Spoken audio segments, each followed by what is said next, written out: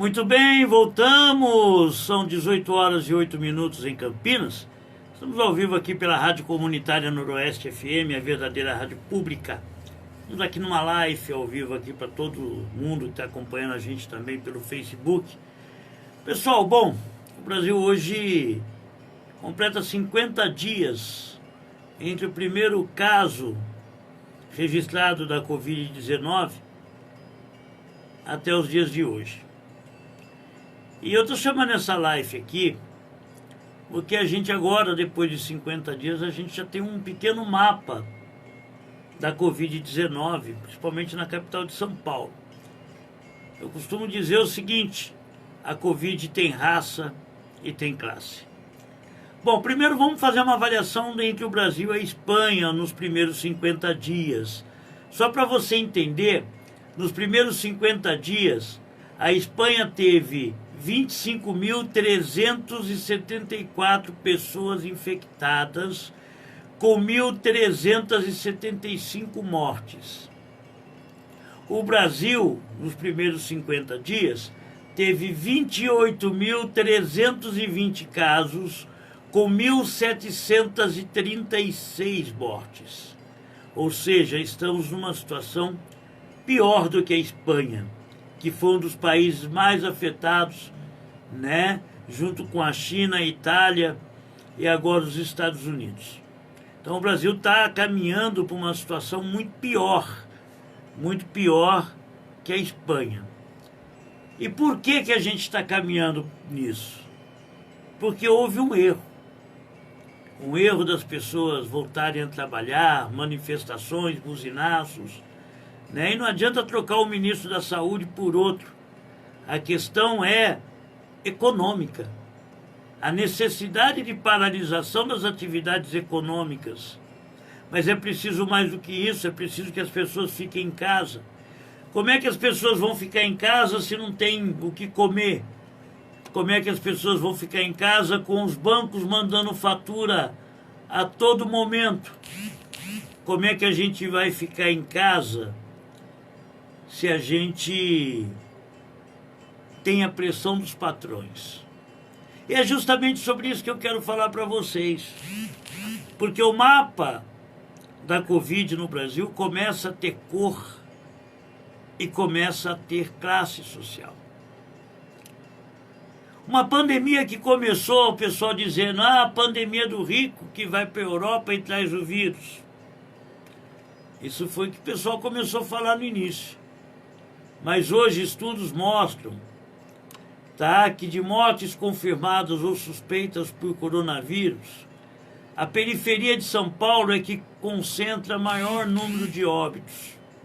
E tem um mapa aqui, só na Zona Leste, a coisa é grande. Na freguesia do Ó é enorme, e em Sapopemba, na Zona Norte também, é muito maior.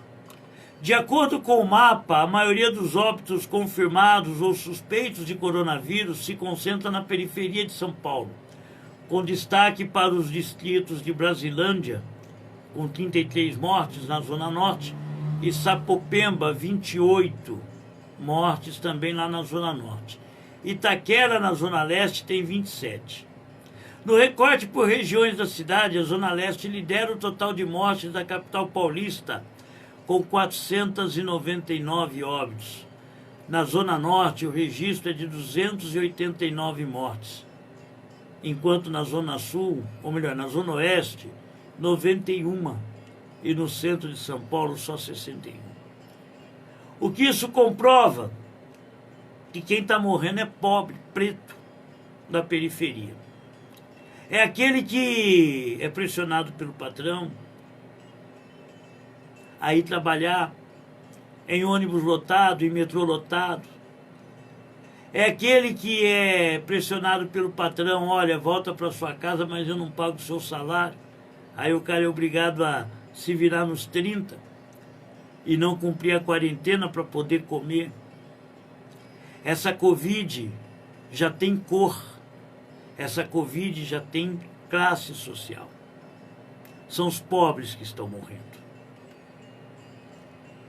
E aí o que eu quero falar sobre isso? Me desculpem aqueles que tem seu lado partidário ou seu lado na defesa dessa coisa, que está aí na presidência da República, ele não é político. Ele não se comporta como político, porque o político demagogo, mas quando a água bate na bunda, ele pensa na reeleição, ele pensa na vida das pessoas que vão votar nele lá na frente. Não, ele não pensa como político. Ele pensa como um torturador.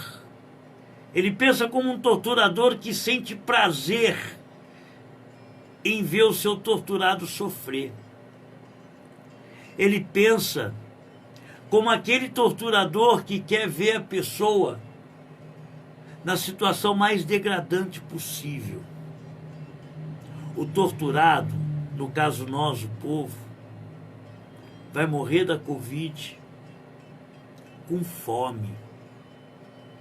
O nosso povo torturado vai ver o seu parente morrer antes dele e não vai poder velar o corpo. O torturado vai poder ver a primeira morte de todos e ele será o último. A gente precisa pensar nisso. A gente precisa pensar que nós estamos caminhando sim para um holocausto aqui no Brasil. Ah, mas o holocausto matou 6 milhões. Não importa quantos irão morrer, como eles falam.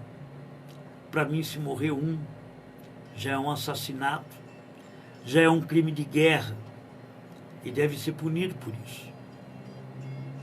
Gente, é preciso a gente entender que é necessário fazer uma desobediência civil contra o patrão que está nos oprimindo, contra o empresário do ônibus que diminuiu a frota, contra aquele patrão que fala assim, trabalha para me enriquecer.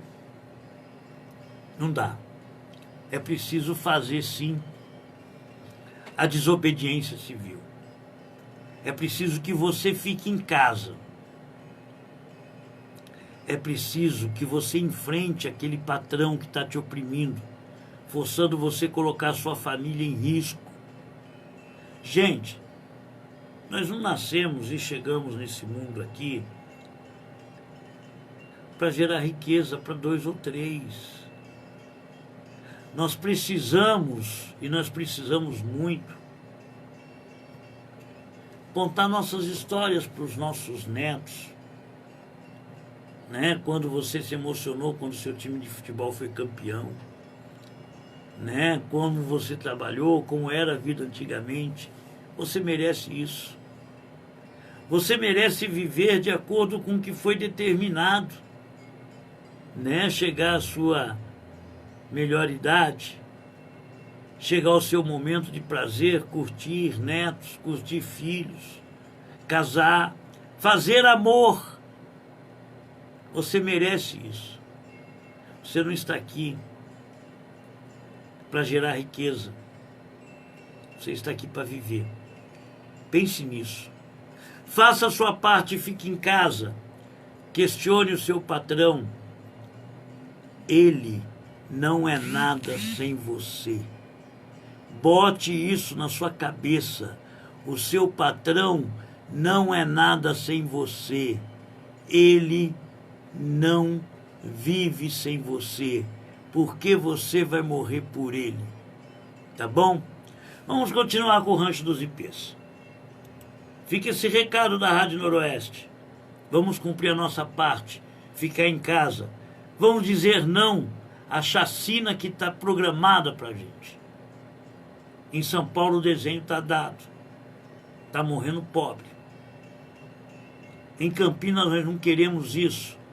Alô, prefeito, olhe para o nosso povo, tá? Senão a gente vai olhar para você com outros olhos. E os nossos olhos, ele fuzila. Os nossos olhos também dá uma resposta no olhar. Até mais, gente. Valeu aí.